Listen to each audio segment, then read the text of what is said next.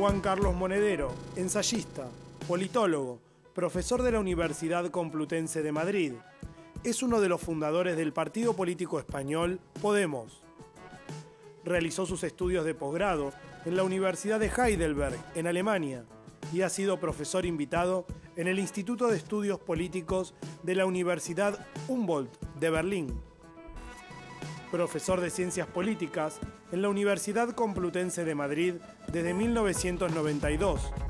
Se ha desempeñado además como profesor invitado en varias universidades, tanto europeas como latinoamericanas. Monedero ha trabajado como consultor internacional para diferentes organismos. Es escritor de numerosos libros y artículos periodísticos y ha colaborado también en varios medios de comunicación, gráficos y televisivos. Observador internacional en elecciones en Venezuela, México y Colombia, donde también ha impartido cursos sobre los procesos electorales y seminarios sobre estrategias políticas. Se ha convertido en referente, pensador activo de las estrategias políticas europeas y latinoamericanas. Juan Carlos, bienvenido nuevamente en esta casa. Tú has estado por el año 2000, nos visitaste, qué bueno que vuelvas a visitarnos. Parece que vengo siempre que hay crisis. Parece que... No puede ser, ¿eh? Sí, parece, sí. Bueno, ya conocemos a Juan Carlos. Considerando que sos un politólogo, que recorres mucho el mundo, ¿cómo Mi abuela nunca entendió que era eso de politólogo. Me decía, pero hijo, ¿tú ganas dinero? ¿Tú ganas dinero? Preguntaba así bueno, como... yo también te pregunto, ¿tú ganas dinero? Bueno, más o menos. No soy tu abuelo, pero también me sorprende. Justo para vivir, o sea, tampoco necesito... ¿Sí? Mucho más. O sea, no, sí. Hay que ganar el dinero suficiente para que no tengas que estar todo el rato pensando en el dinero. Pero la pregunta que te voy a hacer es, me parece que hay que pensar en el dinero. ¿Cómo ves el mundo actual, el reacomodamiento, el cambio de relaciones de fuerza? Si ¿ves alguna situación del capital financiero y el capital material, productivo? ¿Cómo ves? ¿Hay transformaciones? ¿Hay tensiones? ¿Cuáles son las tensiones? Si podrías referirte. El mundo ha cambiado radicalmente. O sea, el siglo XX, el siglo de la Revolución Rusa, el siglo de la radio, de la televisión, de la consolidación del ferrocarril, de las ideologías, de la Guerra Fría, del desarrollismo, todo ese mundo está pasando. No se ha marchado del todo, pero ya no está ahí. Y se está llevando también las grandes explicaciones, ¿no? Es decir, que cuando teníamos las respuestas nos han cambiado las preguntas. Dios no se ha muerto, como decía Nietzsche, pero tampoco da esa respuesta a las preguntas que tenemos. El mundo del trabajo ya no es el espacio que nos marca nuestro lugar en el mundo. La familia ha cambiado radicalmente. El papel de la mujer, por fortuna, también ha cambiado. Mira la geopolítica, antes había un hegemón que era Estados Unidos, hoy está también China, está Rusia, Europa está en decadencia. Hay como muchos elementos novedosos. Sabemos de lo que ocurre en todo el mundo en tiempo real a través de la revolución de las comunicaciones. La globalización, que tiene una parte de imperialismo, ¿no?, del norte, tiene también elementos que son populares, ¿no?, como ya solamente hay una ciencia en el mundo. Podemos preocuparnos, ¿no?, de las barbaridades que hacen locos en diferentes lugares del mundo, hasta de los Estados Unidos. Yo creo que es verdad que está cambiando mucho el mundo, pero va más rápido de nuestra capacidad para procesarlo moralmente y también creo que para gestionarlo políticamente. Es decir, vivimos en un mundo muy dictado por las necesidades del beneficio obtenido a través del mercado. Eso es como el gran metabolismo que se ha hecho real, ¿no? Y con un lema que es yo, lo quiero todo y lo quiero ahora, ¿no? Y digamos que ese mecanismo está rumbando espacios tradicionales que tenían religiones o que tenía ese lugar antaño llamado izquierda.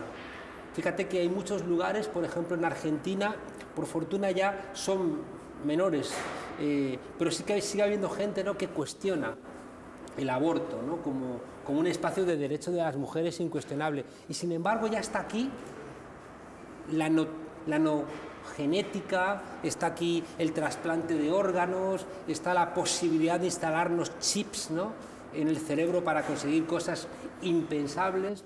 Y al mismo tiempo esa lógica, que es una lógica, ya digo, guiada por el beneficio y por el mercado, sitúa muy bien a lo que tradicionalmente ha sido representado por la derecha, pero la izquierda, que es la que se ha preocupado por las mayorías, por los trabajadores, por los explotados, no sabe muy bien cómo reaccionar a todo eso. Fíjate que estamos apenas empezando a entender Facebook y Twitter, y ya hay cosas como las cadenas de bloques, las blockchains o todo el Big Data, que parece que no sabemos de qué va y que son los que están determinando realmente qué está pasando y qué no está pasando. Así que la tesis 11 sobre Feuerbach, que es la que decía más de que de lo que se trata no es de interpretar el mundo, sino de cambiarlo, hay que darle la vuelta, y para cambiar el mundo hoy tenemos que volver a interpretarlo. Así que... ¿Y cómo interpretas la decadencia europea que te referiste hace un ratito? Pues yo creo que ocurre un poco como cuando en España, en aldeas perdidas, a las cuales nunca había llegado ni el ferrocarril, ni casi la luz, ¿no? Ni el teléfono, cuando de repente les llegó la telefonía móvil o les llegó internet, estaban mejor dotadas que las grandes capitales. ¿Por qué? Porque como les había llegado lo último, estaban supuestamente, pese a su atraso, mejor preparadas para brindar determinadas peleas. Yo creo que Europa, por su bienestar, por ese lugar hegemónico que ha ocupado, ¿no?, en el mundo, en el desarrollo tecnológico, creo que ha ido perdiendo pie. Creo que no ha sido capaz, ¿no?, de prever hacia dónde iba el mundo, no ha sido capaz de entender qué implicaba para el bienestar de la propia ciudadanía, qué implicaba en el orden mundial todo ese desarrollo tecnológico.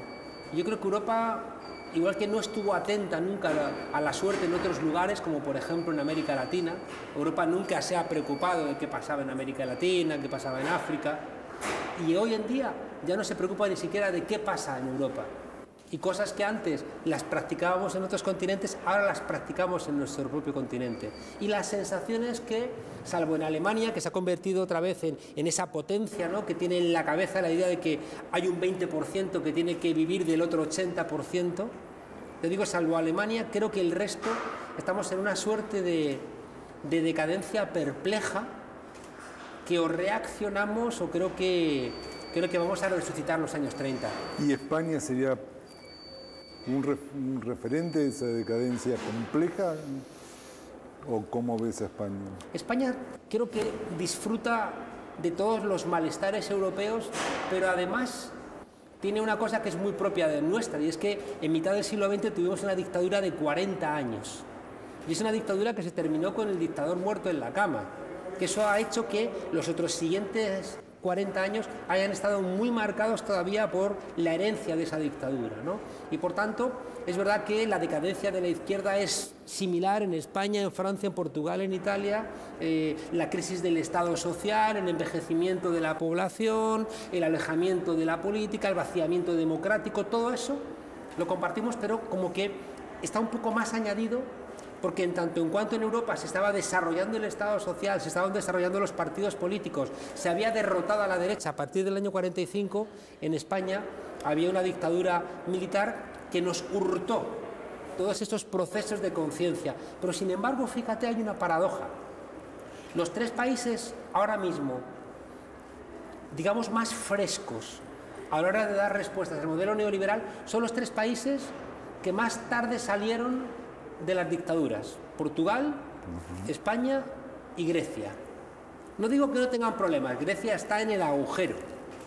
España tiene la tasa de desempleo más grande de Europa y Portugal tiene una de las deudas públicas más grandes también del continente. Sin embargo, la existencia del tripartito en Portugal, de un partido socialista apoyado por el bloque de izquierda, una izquierda como más postmoderna, y por el Partido Comunista. España con Podemos. Y Grecia con Syriza, que de alguna manera sigue siendo el intento desesperado de que no gobierne la extrema derecha, aunque creo que no les ha salido en este caso muy bien. Creo que son una respuesta alternativa a la parálisis que vemos en Italia, a la parálisis que vemos en Gran Bretaña, a la parálisis que vemos en Francia o en el resto de los países. Si digo nombres: Mariano Rajoy, un cadáver político, Corbyn en Inglaterra, una esperanza anciana y sabia. Bernie Sanders en Estados Unidos. Una anciana y sabia esperanza. ¿Tú quieres dar algún nombre? A mí me han emocionado en América Latina últimamente tres cosas, en un momento en donde los países que habían representado el cambio están como exhaustos.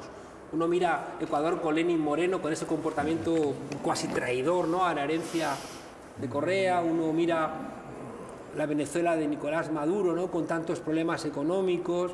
Uno mira Bolivia, aguanta, ¿no?, todavía un poco más, pero en un continente que sacó 80 millones de personas de la pobreza, parece que estábamos pidiendo que alguien tomase el recambio, ¿no? Y yo creo que hay tres ámbitos que a mí me están llenando de esperanza. Uno es la victoria de Andrés Manuel López Obrador, que es un punto de inflexión. O sea, México es un continente. Y si México toma de alguna manera cierta responsabilidad continental, ¿no?, creo que es un cambio, es un punto de inflexión. En Colombia, otro país donde las agujas del reloj siempre van en la dirección contraria, ha sacado un 40% Petro, ¿no?, en un contexto todavía de fraude y de mucha presión del uribismo, del paramilitarismo, pero pese a todo, Petro, la izquierda ha sacado un 40%. Y después el movimiento de las mujeres. Aquí en Argentina, que creo que ha sido, pese a que la ley no haya salido adelante, creo que ha sido una victoria, que creo que marca un punto de inflexión. Estoy escuchando estos días a los políticos argentinos y los veo tan envejecidos, y podríamos parafrasear algo y decir que las mujeres salieron a la calle en Argentina y súbitamente todos los partidos envejecieron. Las mujeres son un movimiento hoy. Ajá. ¿Se podrán conformar en una fuerza política o tiene sentido que se conformen en una fuerza política? Mucha gente me pregunta, ¿qué hay que hacer para crear Podemos? Y yo les digo que estamos desarrollando unas pastillas que las disuelves en el agua de la ciudad y la gente se hace de Podemos, pero tienen efectos secundarios. ¿Y dónde se consiguen esas pastillas? Están en experimentación. Bronca cuando ríen satisfechos al haber comprado sus derechos. Bronca cuando se hacen moralistas y entran a correr a los artistas. Bronca cuando a plena luz del día. Una canción que tiene sus orígenes en el 70, en un contexto de una dictadura militar. Esto es una tradición del rock argentino, ¿no?, que incorpora también un compromiso, ¿no?, con la suerte, ¿no?, de la gente. Y eso tiene mucho que ver con tu pregunta, ¿no?, porque cuando la gente dice que hay que crear, ¿cómo hay que hacer para crear Podemos? Yo digo, no, lo que hay que crear es el 15M, es el movimiento indignado. Entonces, del movimiento indignado es que sale, de ese movimiento de bronca, ¿no?, es que sale después Podemos. Entonces, cuando yo veo esta manifestación de las mujeres, ¿no?, estas vigilias con el frío, estas lágrimas, ¿no?, de indignación ante unos políticos que no están entendiendo la marcha de las nuevas generaciones, creo que están sentadas las bases para que de ahí, cuando toque, salga un movimiento político que, insisto, va a hacer envejecer a todo lo que existe. No, ¿te podrías referir a tu historia de vida intelectual? ¿Cómo te fuiste formando? ¿Cuáles son tus paradigmas, tus maestros? Creo que fue determinante en mi escuela estudiar historia y leer literatura. Creo que son dos elementos esenciales en mi formación. Después empecé económicas porque me fui muy pronto de casa y me interesaba la política, pero pensaba que yo no iba a poder ganar dinero estudiando ciencias políticas, ¿no? Fíjate que ingenuo también, ¿no? Ah, sí. Con la cantidad de gente que dice yo quiero ser político para ganar, pero yo no vinculaba las ciencias políticas a ser político, ¿no?, sino tú querías ser profesor, ¿no? Y decía, uff, qué complicado. Y en económicas me dio clase de teoría del Estado un profesor que me marcó mucho, porque dije, yo quiero esto, ¿no?, yo quiero saber cómo funciona el Estado, cómo funciona la política, cuáles son las motivaciones de nuestro comportamiento colectivo. Y 3 años después me fui a hacer políticas y sociología. Y ahí encontré realmente lo que me apetecía hacer. Terminé la carrera, tuve una beca y me fui a Alemania. Y en Alemania, bueno, pues conocí a algunos profesores que también me marcaron, ¿no?, rumbo, ¿no?, como Klaus Offe,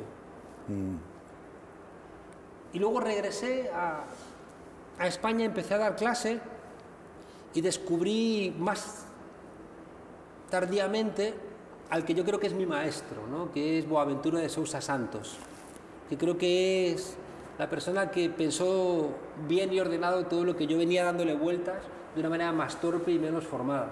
Y creo que encontrarme a Boaventura fue para mí un hallazgo. Hice un esfuerzo de leerme su obra y de hacer una introducción a una selección de sus artículos que publicamos en España, y creo que eso me ordenó la cabeza, porque ahí encontré que las cosas que me habían interesado de la historia, de la literatura, de la economía, de la ciencia política, de la sociología, de la filosofía política, que estudié mucho en Alemania, se juntaban ahí en un discurso lógico y comprometido con el cambio de las cosas. Y de alguna manera una obsesión que tengo, que es intentar dar sentido a este mundo de transición en el que vivimos. Uno mira en una noche estrellada el cielo y ve muchas estrellas, pero solamente cuando dibujas la constelación tiene sentido. Bueno, pues yo ando como loco intentando dibujar la constelación a todas estas cosas que creo que tienen sentido, ¿no? Debe tener sentido esta canción, debe tener sentido que se vaya la luz, debe tener sentido Macri queriendo encarcelar a sus adversarios políticos, el loco de Trump, el ascenso de China, la reclamación de las mujeres, las series de televisión, los tipos de droga que se consumen. Es decir, creo que todo eso está de alguna manera conectado. Y creo que cuando entendemos esas líneas de conexión, entendemos mejor lo que pasa y también podemos dar respuesta a lo que pasa. Por lo que decíamos antes, sin un buen diagnóstico, ¿a dónde vas? Nos ocurre un poco aquello que decía Ortega y Gasset: lo que te pasa es que no sabes qué te pasa, ¿no? Y por tanto yo creo que ese esfuerzo, ¿no?, de ver el sentido de todo lo que ocurre lo encontré a través de la obra de Boaventura, que era una manera de revisitar el marxismo, de revisitar a Gramsci, de entender el sur. Y todo eso creo que... De entender más Latinoamérica. Claro, el sur, ese sur amplio, ¿no? Africano, claro. El papel de los nuevos movimientos, bueno, que tú te referiste, las mujeres, claro, ¿no?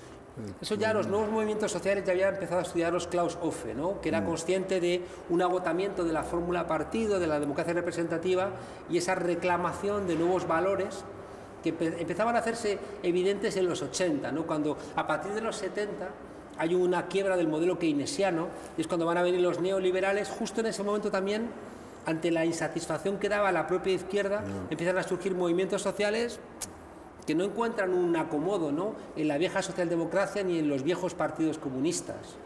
Es apenas ahora, ¿no?, que empezamos a entender que necesitamos partidos diferentes, que los movimientos sociales también tienen que darse cuenta que les pasa como a las olas en el mar, que solamente existen cuando hay viento, y que por tanto tenemos que pensar cómo dar cierta estructura, ¿no?, a los movimientos sociales para que no desaparezcan cuando desaparece el viento, ¿no?, y que no ocurra como ha pasado en Argentina, por ejemplo, que puede haber un movimiento fortísimo con la crisis de 2001, con el default, y aquella montaña parió un ratón. Es decir, que no olvidemos que después del que se vayan todos, ganó las elecciones Menem, y solamente por un azar pudo Néstor Kirchner, ¿no?, reinventar un espacio político. Ganó por poco y era su techo, no ganaba mucho más, pero por eso, ¿no? Claro. Pero ¿qué hubiera ocurrido si Néstor no descuelga, ¿no? El cuadro aquel de la escuela de la Armada, ¿no? Sí. Y eso fue una transición. Claro, pero que era posible porque había un pueblo en la calle. Y es que hay una cosa que no terminamos de entender, y es que el pueblo no tiene que salir de la calle. Es decir que... Una vez que lo ocupa, que se quede. No es quedarse ahí como en un plantón, ¿no?, como dice López Obrador, pero tenemos que entender que la política no se puede delegar, que es uno de los grandes errores. Si tú delegas la política, te joden, ¿no? O sea, es muy evidente, ¿no?, que participar es trabajar de más, y claro que cansa, pero también cansa leer un ensayo. Es más divertido ver una serie, pero si quieres tener criterio tienes que leerte un ensayo. Entonces, esa educación en el no esfuerzo de que sean los políticos los que hacen por ti la tarea, que luego te la lían y a llorar a dónde, ¿no? Es decir, ¿de qué estamos hablando? ¿De democracia? ¿De una democracia? Que no es una partidocracia, es otra cosa. Tienes una cosa como más... O sea, pero ¿por qué tenemos que dedicar tiempo a algunas cosas y no a lo colectivo? La gente... Yo vengo aquí a Quilmes o... ¿A qué vienes? Pues a visitaros. Pero ayer viendo en librerías veo que invariablemente siguen ahí creciendo las zonas de libros de autoayuda, ¿no? Y yo lo que intento siempre decir es que la única autoayuda que funciona es la autoayuda colectiva. Y la autoayuda colectiva se llama política, ¿no? Y por tanto, cuando nos enseñan a despreciar a la política, nos estamos pegando un tiro en el pie. O sea, la política no puede ser ese espacio bochornoso de políticos promiscuos que han pasado por todo el arco ideológico. O sea, la política son las mujeres peleando por sus derechos en la calle. ¿Y qué pasa cuando se vota a políticos que nos van a fastidiar? A ajustar, que nos van a restringir el bienestar, que nos van a restringir el futuro? Es pegarte un tiro en los dos pies. En los dos pies. En los dos. Sí, la gente que nos está escuchando está pensando en expresiones más groseras que significan lo mismo, ¿no? Pegarte un tiro. Tratemos de... Ahí lo dejamos. Decía Galbraith, un economista que fue asesor de Kennedy, que cada 15 años nos vuelven a timar de la misma manera. Los timos piramidales, ¿no? Como el último, el de Madoff, es decir, que alguien te ofrece unos intereses altísimos y realmente te los paga, pero lo que no te va a pagar nunca es el monto del préstamo, ¿no? Y la gente codiciosa y sin memoria vuelve a equivocarse. En el año 45 en Europa la izquierda sacó, ¿no?, a un proletariado muy golpeado de su condición miserable y lo convirtió en clase media, y 30 años después ese obrero que se había convertido en clase media votó a Margaret Thatcher, que les ha devuelto otra vez al arroyo, ¿no? Es decir, tenemos un problema de memoria, y aquí ha ocurrido lo mismo. En estos 15 años de gobiernos de cambio, en 15 años, gente que ha salido de la pobreza, como que ha pateado la escalera después de ascender, llega arriba, patea la escalera para que los que vienen detrás no suban. Y votan a la derecha porque dicen, ahora que yo he mejorado, no quiero que vengan más a este espacio, lo quiero como para mí. Dices, pero ¿no te das cuenta de que tú solo no vas a poderte aguantar y te van a echar otra vez para abajo? Y eso pasa invariablemente. Y la culpa la tenemos por no entender que los derechos, claro que son reversibles, y que aquello por lo que no luchas, lo pierdes. Es aplicar la ley de la termodinámica. Es decir, todo tiende al desorden. O sea, siempre los cuerpos calientes en contacto con cuerpos más fríos pierden calor, y esa energía no puedes después utilizarla. Es como cuando tú quemas un carbón, no puedes recuperar la posición inicial. Esa energía ya la has quemado y he perdido, ¿no?, esa potencialidad de transformación que tenía en la primera combustión. La única manera que tenemos nosotros de no morirnos es cambiar la pérdida de energía por información. Ahora que hace un frío aquí del carajo, ¿se puede decir carajo o estamos en un horario infantil? No, puedes decir. Vale. Pues... estamos en una universidad pública. Bueno. Este frío descomunal, si yo salgo allá afuera, que hace mucho frío, y no lo siento, perezco. Pierdo energía, pero a cambio obtengo información. Y la información es la que me dice, ponte un saco, abrígate. Ocurre igual con los sistemas sociales. Perdemos constantemente información. Un matrimonio, una monarquía, está constantemente perdiendo información, perdiendo energía. Si tú no obtienes información, mueres. Y por tanto, tenemos que estar siempre en un equilibrio inestable, sabiendo que como estamos siempre perdiendo energía, tenemos que recibir información, que es lo que niega esa entropía para no perecer. Por eso, fíjate que Macri es consciente, como gestor de un sistema capitalista, que está perdiendo energía constantemente. Están sacrificando intereses ganados para las mayorías. ¿Y qué ocurre? Que él no quiere recibir información, porque si recibiera información tendría que recuperar los gastos sociales, los servicios públicos, y no lo quiere hacer. ¿Qué tiene que hacer? Incrementar la represión para que la crisis económica, que es consustancial al sistema capitalista, no se convierta también en una crisis política. ¿Y los demás qué hacemos? ¿Observamos cómo perdemos derechos y encima nos masacran? ¿O hacemos algo? ¿No? Y por tanto yo creo que es muy importante entender que no puedes estar esperando a que venga ni el príncipe azul, ni el político salvador, ni la vanguardia de nada a solventar nuestros problemas, porque no van a venir si nosotros no somos los convocantes de nuestras propias necesidades. Un movimiento que aglutinaba gente que llevaba meses o años quejándose contra las injusticias del sistema, contra la forma de hacer de políticos, de banqueros, contra el dominio de los mercados, que hablábamos de estos temas con nuestros amigos en círculos cercanos y que el pasado día 15 nos dimos cuenta de que todos hablábamos de lo mismo.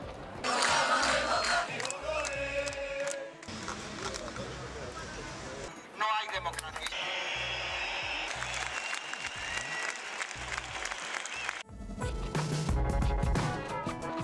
Más o menos para ir finalizando, ¿cómo se relaciona un profesor universitario con formación académica con su compromiso político, con un consultor? ¿Cómo se articula esas tres funciones? ¿Pueden convivir tranquilamente? ¿Viven en conflicto? Yo creo que hace falta humildad siempre. Creo que la humildad es una manera de estar en el mundo decente.